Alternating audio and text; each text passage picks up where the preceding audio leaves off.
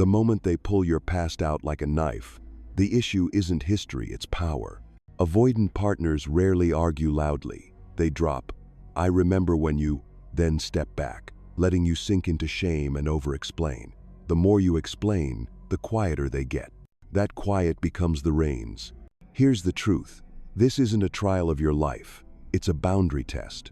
If you don't set the rules, your past becomes a hook to drag you back into the role of the indebted one. You've grown, but they keep calling the old version of you to hold you at the distance they find safe. So say this clear, calm, without defense.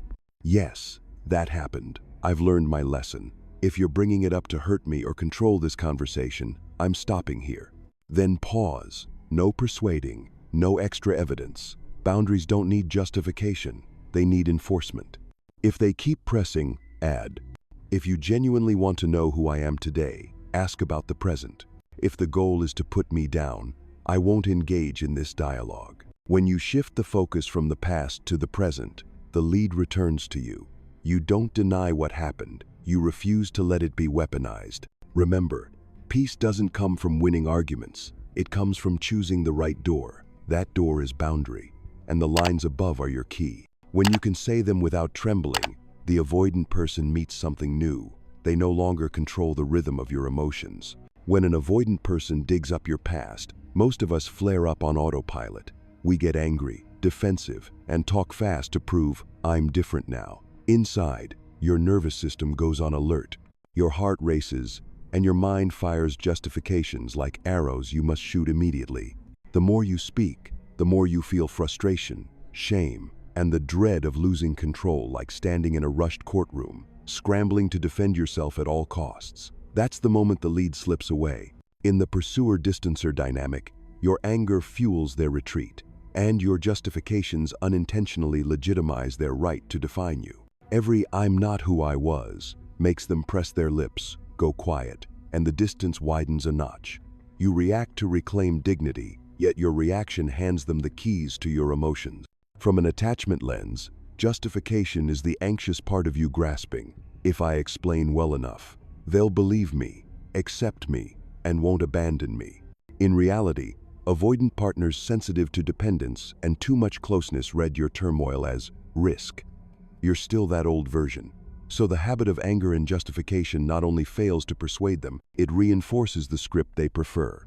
Safe distance for them, defeat for you. Shame makes you slap yourself in the mind. "If only I hadn't messed up back then." And the fear of losing control pushes you to talk beyond what's needed, filling silence with memoirs nobody asked for. The more you narrate the past, the more it hijacks the present. Notice, anger lifts your pitch, shame averts your eyes. Fear of losing control makes you overpromise a perfect future. All are invitations for the other person to play judge. But you don't need a courtroom, you need boundaries. The pivot is trading, "I will prove," for "I will keep inner order." No one can define you while you refuse to indict yourself. The value here isn't a flawless speech. It's a small, decisive move. Exit the race to justify. Breathe slower. Name the feeling. "I feel frustrated and ashamed." Then pull the focus to now, "I respect what happened, and we're talking about who I am today." Do that, and anger cools, shame loosens, and the fear of losing control gives way to clarity. You don't win with words. You win with inner order and clear rules. That's the threshold of freedom. From here, you no longer react to be accepted. You respond to be respected. From the instant you stop sprinting to justify yourself, the next door opens quietly. You choose the shortest yet heaviest answer. "Yes, that happened." This line doesn't ask for pardon and needs no proof. It places the fact on the table like a flat stone, unpolished, unwarped. Spoken this way, the avoidant person's search for a crack skips a beat, because they were waiting for a surge of emotion to grip, not a still lake. The key is in your delivery. Shoulders released, breath dropping to the belly, tempo half a beat slower than usual, gaze steady. "Yes, that happened." Pause. Let the word "happened" land. Resist any "but" afterward, because every "but" invites debate. Acceptance isn't surrender, it's full ownership of your story. You're saying, "I hold my past, so no one can use it to lead me." Psychologically, this brief acknowledgement lowers the interaction's threat level. Instead of fighting in the zone of who's right, both are forced onto the ground of what is factual. On factual ground, their emotional hook has nothing to latch onto. They may swing again. So you admit you failed, huh? You keep cadence. Yes, that's true. Pause. They magnify details. You anchor to the whole.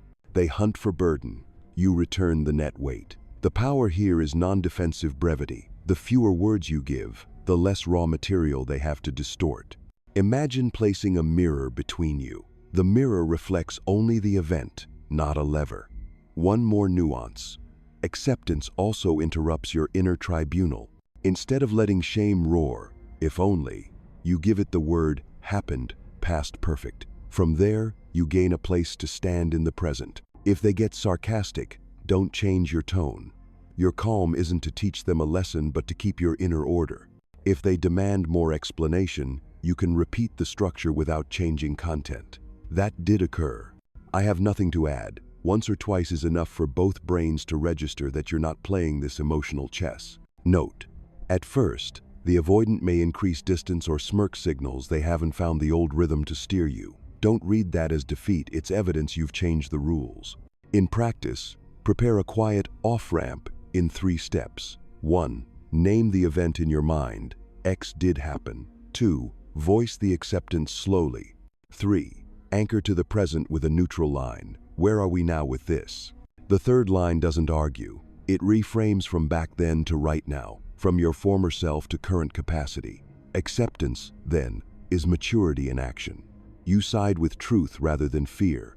Once familiar, you'll notice a felt ease. Body heat drops, clarity rises, and most importantly, you no longer need their validation to feel steady. From here, the next layer of dialogue finally has soil. Not, am I acquitted, but, what did I learn and how do I use it today? And that is the natural bridge to the next part. Turning the past into capability not with speeches, but with the value you live in the present. From the steady ground of acknowledgement, the next step is to pivot the story toward growth. I've learned a valuable lesson from it. This isn't a shield to hide your mistakes. It's the key that turns the lock from the inside, transforming a once dark room into a vault of experience.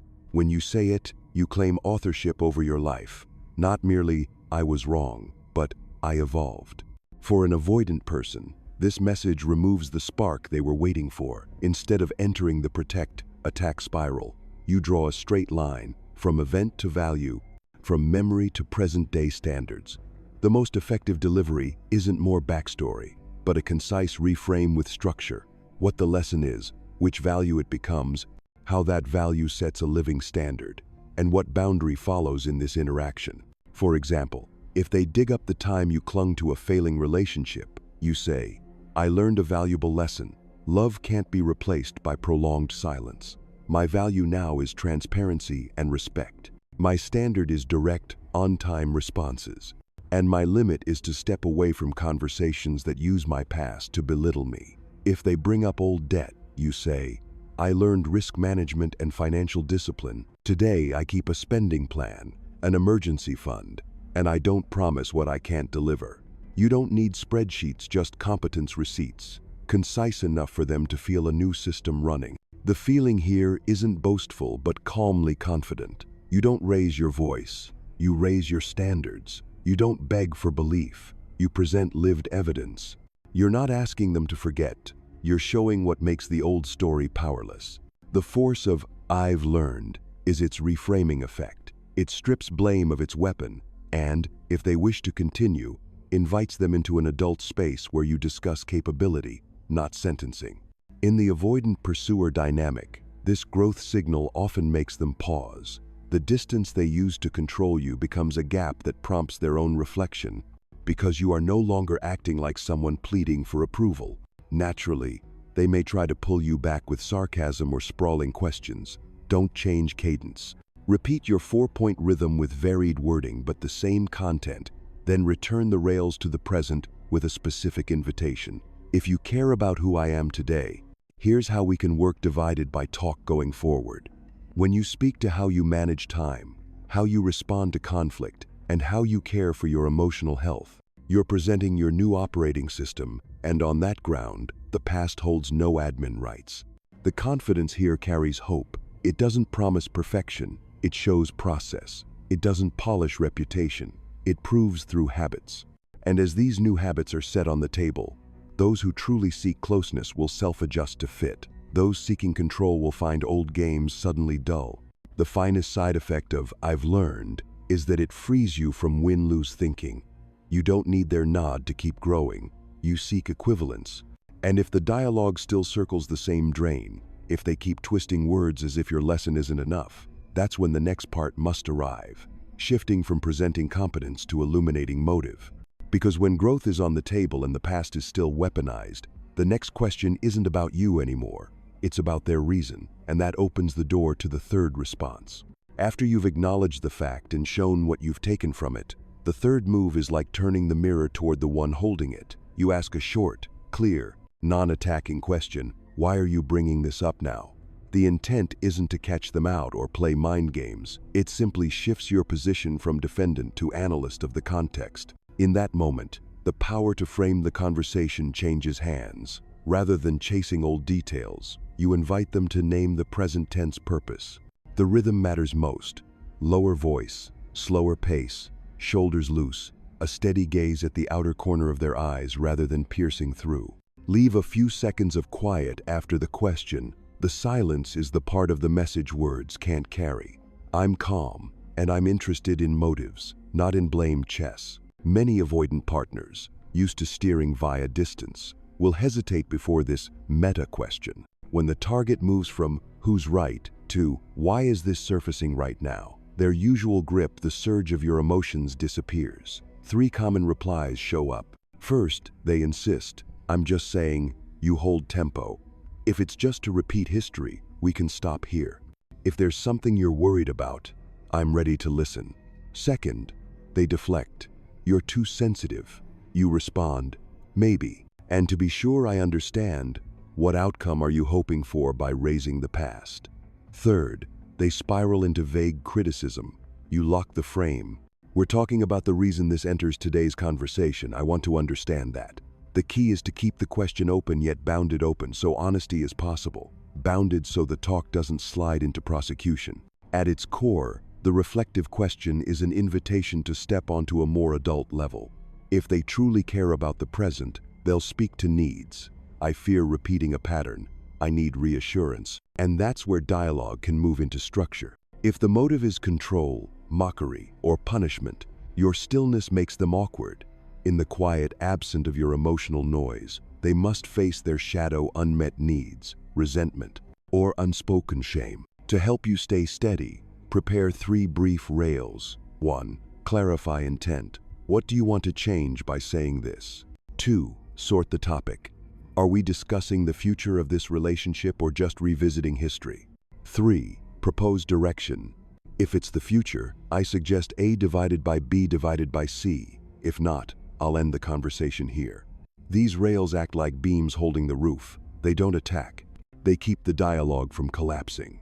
Time the question well. Don't toss it while still boiling. Drop your breath, count to 3 silently, then speak. Keep the wording short, adjective light, free of sarcasm.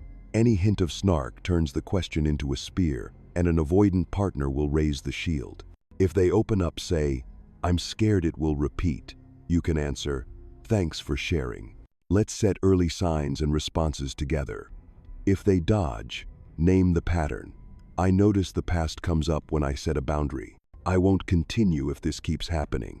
The feeling you carry is calm curiosity, not indictment. Your firmness comes from having an exit if the game isn't healthy. Often, a single "why now?" is enough to lower the temperature. The awkwardness isn't your victory, it's the mirror returning an honest image. If they respond with a smirk, you don't need to lecture. Just reassert the frame. "I prioritize solution, focus talks. If not, I'll stop here." The beauty of the reflective question is that it gives you data for a decision. Is this conversation still worth investment? And this is the bridge to the next section. Once intentions are clear, the next strategy isn't more words, but using deliberate silence and self-management to keep inner order. From this point on, the issue isn't the story from years ago. It's which principles will govern the present, and your calm becomes the conductor. From the moment you ask, "Why are you bringing this up now?" and the context clears, the next move isn't adding more arguments, it's removing noise, deliberate silence. This silence isn't avoidance or punishment. It's you unplugging the emotional power source so both nervous systems can cool down. When you stop reacting in a rush, you stop gifting the other person the lever they wait for long explanations and pliable phrases, and you give yourself a buffer to stand tall. Think of silence as the frame that holds the structure. The sturdier the frame, the less the conversation collapses. Practice is concrete. Release your shoulders. Place a hand on your belly to slow and deepen the breath. Cut your speaking pace in half. Keep a steady, non-piercing gaze. Then let 3 breaths pass before saying anything else, if anything at all. Those 3 breaths are a biological brake pulling the emotional flood back into a safe channel. That's when you shift from being pulled to being self-led. Don't confuse deliberate silence with stonewalling. Stonewalling severs connection to control, while deliberate silence keeps connection with the present and with yourself, without feeding manipulation. Therefore, your silence needs clear boundaries of intention and duration. You might preface a pause with, "I'm going to be quiet for a moment to keep this respectful," or "I need 15 minutes to organize my thoughts. I'll return at 8:30. When silence has a timestamp and a purpose, it becomes a safety signal, not a penalty. And an avoidant partner sensitive to too much closeness can experience a healthy distance rather than a trench. In practice, 3 layers of silence help. Micro, 3 to 5 breaths between lines. Meso, a 10-20 minute timed break. And macro, up to 24 hours to redesign communication for complex topics. Each layer acts like a voltage regulator for the talk. It smooths spikes and returns language to clarity. As you practice, something curious happens. The fewer spare words, the more weight your voice carries. The fewer reactions, the more majestic your presence becomes. Majesty isn't domination. It's the quiet authority of someone who neither self-indicts nor lets anyone else steer their emotional wheel. The other person may tease, "See, your silence means you're losing." You don't enter the trap of definitions. Keep breathing. Silence doesn't say, "I lose." It says, "I choose." That choice forces them to face the empty space, where their motive rings clearer. If the motive is control, your stillness makes them awkward because there's nothing to grip. If the motive is genuine worry, silence becomes a space where needs can be acknowledged without the noise of defense. Physiologically, right-use silence returns you to social safety, steadier heart rate, softer eyes, a felt sense of having ground. From there, you can respond with principles rather than wounds. One subtle caution: don't use silence as a coin of punishment, ghosting, tit for tat, or prolonged cutoff to teach a lesson. Doing so simply trades roles with the very pattern you're trying to exit. Keep silence paired with 2 words: respect and transparency.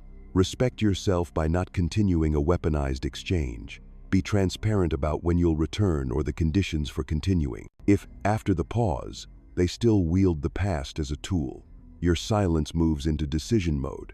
"I don't participate in this style of conversation." Then stop for real. Stopping isn't slamming. It's closing the wrong door gently to open the right one elsewhere, where your values are met in kind. The greatest gift of silence isn't making someone change their mind. It's letting you hear yourself, what you want, what you allow, and when you will walk away. From here, you no longer seek to win arguments. You reclaim sovereignty over your emotional life. And precisely at this point, a natural bridge appears to the next section. With stillness established, you can place positive declarations about the present, not empty promises, but clear operating principles so that even if the past is mentioned again, it remains only context, never a sentence. Once your stillness is thick enough that you're no longer dragged into reactive currents, another task opens: affirming the self and transforming. Deliberate silence cleared the table. Now it's time to place on it what truly belongs to you. A cracked past isn't a source of shame. It's the slit where light shows you the values you choose to live by today. The fracture marks where reinforcement is needed. From there, you know where to plant pillars and which principles keep this emotional house standing. Consider the great models of redirection from pain. Mandela endured 27 years of imprisonment, long enough to petrify any heart. He emerged not wielding resentment as a weapon, but turning it into an invitation to reconcile. He didn't forget history. He redefined it from private wound to public responsibility. His self wasn't assembled by shouting but by discipline, forgiveness, and purpose. When a person refuses to retaliate, they don't shrink, they expand. Closer to home, picture someone in recovery from alcoholism. He doesn't hide the title of the old chapter. He uses it as an index. He learns to spot early signals, the hours he's most vulnerable, the relationships that trigger him, the feelings that make his hand shake toward a bottle. He sets rules. Don't walk alone through long evenings. Call the group when the heart rate spikes. Keep a handwritten note in the wallet. Tomorrow I'll be proud of this choice. Each craving he passes etches a small notch on his pencil, evidence of the present. When someone drags the past to belittle him, he doesn't argue. He points to his habit calendar. That was then. Today is day 346. The new self is built by steady action, not speeches. Or take a founder who once failed, went into debt, and was disregarded. She returns to tracking every cash line, learns to stop early when assumptions break, installs a kill switch for each new project. She doesn't announce, "I've changed." She shows the operating system. Finance meetings on Mondays, hypothesis checks on Wednesdays, decisive calls on Fridays. She lives by a quiet pledge. Growth without proof is illusion. When others recall old debt, she doesn't beg for applause. She presents the weekly report, and if the talk isn't grounded in current data, she politely ends it. Her maturity needs no medals. It has cadence. What binds these stories? A strong self doesn't sweep away old chapters. It shelves them correctly. You can do the same. If an avoidant person still uses history to keep you at the distance they prefer, your task isn't to persuade them, but to stay loyal to what you know is right. Rewrite your operating brief. Core values: respect, transparency, behavioral standards. On, time replies, honest words when it's hard. Clear limits, no participation in weaponized exchanges. Turn insight into structure, calendars for emotional check-ins, a self-care plan, a truth-telling circle. When the structure is firm, the past can be named without holding the rein. Transformation isn't a spectacle. It's a gentle incline marked by small milestones. Each steady decision is a paving stone, saying no when terms are vague, saying enough when you've given your best, saying stop when boundaries are crossed. Self-respect isn't loud, it's the soft click of a lock each night. And self-compassion, although rarely spotlighted, is the cement that binds it all. You forgive your yesterday not to go easy, but to keep moving. Forgiveness doesn't delete facts. It returns to you the power to choose your response. Try a simple weekly ritual. Write down 3 actions that matched your chosen values, 1 thing to adjust, and 1 note of thanks to the former you for pointing out a gap. Within weeks, you'll see the red thread of a new self. Less noise, more order, fewer promises, more check marks. Then it becomes clear. Others can recite your past, but only you title the current chapter. And once this chapter has rhythm, you needn't defeat anyone, you simply align with yourself. If the avoidant person still uses old stories to steer, your calm will illuminate the truth. They're not talking about you, they're voicing their fear. Your options become simpler. Stay if both move toward solutions. Step away if the dialogue loops around punishment. This is the natural bridge to the close. Gather the 3 responses, the principle of deliberate silence, and the transformation map distilled into clear declarations you can carry each time the past is named. Small pieces of metal but heavy enough to steady the compass. When you reach the end of this journey, you'll realize the most precious thing isn't persuading others to believe you've changed, but living consistently with what you've chosen. The past may keep being brought up, but it becomes only context, never a sentence. You've learned to stand on 4 pillars. Acknowledge the truth, turn lessons into values, clarify motives with a reflective question, and keep order through deliberate silence. These 4 pillars don't make you hard in a defensive way. They make you steady in a grounded way. From that ground, you set clear rules of engagement. I answer honestly. I respect time and boundaries. I won't participate in weaponized conversations. And I leave when respect is no longer present. You no longer need an audience, because your consistency is the evidence. When someone, especially an avoidant person, tries to use an old chapter to keep you at the distance they find safe, you no longer rush to prove yourself. You answer simply, yes, that happened. You turn the key. I learned from it. You hold up a mirror. Why are you bringing this up now? If the answer points to a real need, you're ready to collaborate. If it drifts toward control or punishment, you choose time-bound silence and end the exchange when necessary. That isn't coldness, it's an adult protecting the kindness within. From today, let a few declarations lead you. I am loyal to truth, not to fear. I choose process over performance. I don't teach with accusations, I teach with the standards I live by. I don't need everyone's understanding to keep growing. I need the right partners to grow with. Each time the past is pulled out, treat it as a stress test for your new value system. Are you still indicting yourself, or gently shelving that chapter where it belongs? Remember, self-respect is the soft click of a lock each night. You close the wrong door so that tomorrow you can step through the right one. And if one day you have to walk away, you don't leave because you lost, but because your heart is calm enough not to live by punishment. Then you'll look back and smile. I didn't erase the past. I used it to build the foundation. That's when you are free, not because no one mentions the old story, but because even if they do, you still know exactly who you are and what you will choose next.